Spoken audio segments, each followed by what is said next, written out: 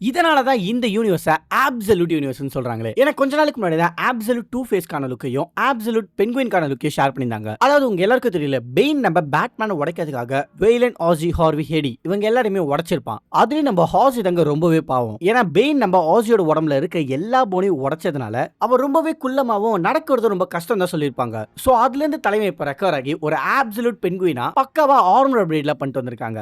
நடக்கிறது ரொம்ப கஷ்டம் சொன்னாங்களே, அதுக்காக தலைவனுக்கு 2 கெயின் ஸ்டிக்கர் கொடுத்திருக்காங்க. ஆனா அது உங்களுக்கு பார்த்தாலே தெரியும், அது ரெண்டுமே ஆட்டோ மிஷின் கன். டே எப்பரா இப்பலாம் யோசிக்கிறீங்கங்கிற மாதிரி தான் இருக்குது.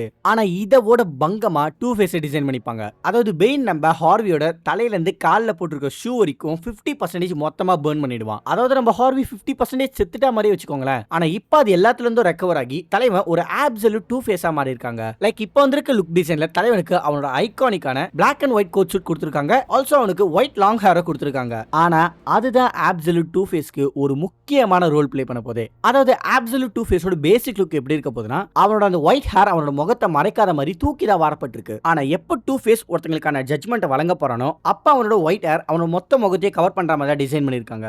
ஆனா டூ ஃபேஸ் எப்படி ஒருத்தங்களுக்கான ஜட்ஜ்மெண்ட் கொடுக்க போறான்னு கேட்டீங்கன்னா, அதுக்கு தாங்க போக்க காயினை கையிலே கொடுத்திருக்காங்க. சோ ஒருவேளை அந்த போக்க காயினை ஃபிளிப் பண்ணும்போது உங்களுக்கு நேரம் நல்லா இருந்துச்சுன்னா உங்களுக்கு அலைவ்னுங்கிற ஜட்ஜ்மெண்ட் வழங்கப்படும். சோ அப்ப தலைவன் அவனோட பேர்ன் ஆகாத அந்த முகத்தை உங்ககிட்ட ரிவீல் பண்ணி உங்களை உயிரோட விட்டுருவான். ஆனா ஒருவேளை அதை ஃபிளிப் பண்ணும்போது உங்களுக்கு நேரம் ரொம்பவே நல்லா இருந்துச்சுன்னா உங்களுக்கு டெத்னுங்கிற ஜட்ஜ்மெண்ட் வழங்கப்படும். தென் அதுக்கப்புறம் என்ன சோலி முடிஞ்சு தலைவன் அவனோட பேர்ன் ஆன முகத்தை உங்ககிட்ட ரிவீல் பண்ணி மூச்சு விட்டுருவான். சோ இப்படிதாங்க தலைவன் டெத் ஆர் அலைவ்ங்கிற ஜட்ஜ்மெண்ட்டை முடிவெடுக்கிறான். ஆனா என்னோட தேரி என்னன்னா, அந்த ரெண்டு முகமும் ரெண்டு விதமான பர்சனாலிட்டியா இருக்கலாம். அதாவது அந்த பேர்ன் ஆகாத முகம் உயிரோட இருக்கிற ஹார்வியாவும், அந்த பேர்ன் ஆன முகம் செத்து திரும்ப உயிரோட வந்த ஹார்வியா இருக்கும் போது தான் நினைக்கிறேங்க. அதாவது கிட்டத்தட்ட பார்த்தனா அலைவா டெத்னு ரெண்டு விதமான பர்சனாலிட்டியா இருக்கும்னு தோணுது. பட் ஆனா ஜஸ்ட் என்னோட தியரி தானே அப்படின்னு நீங்க நினைக்கலாம். ஆனா கூட்டி கழிச்சு பாத்தீங்கன்னா கரெக்டா தானே சிங்க் ஆகுது. சொல்ல முடியாது, மேபி தலைவன் ஸ்காட் என்ன வேணா பண்ணிருக்கலாம். பட் அதை பொறுத்துந்தே பார்ப்போம். ஆனா இந்த ரெண்டு அப்சல்யூட் கேரக்டரோட லுக் எப்படி இருக்குன்னு கமெண்ட்டை சொல்லிட்டு போங்க.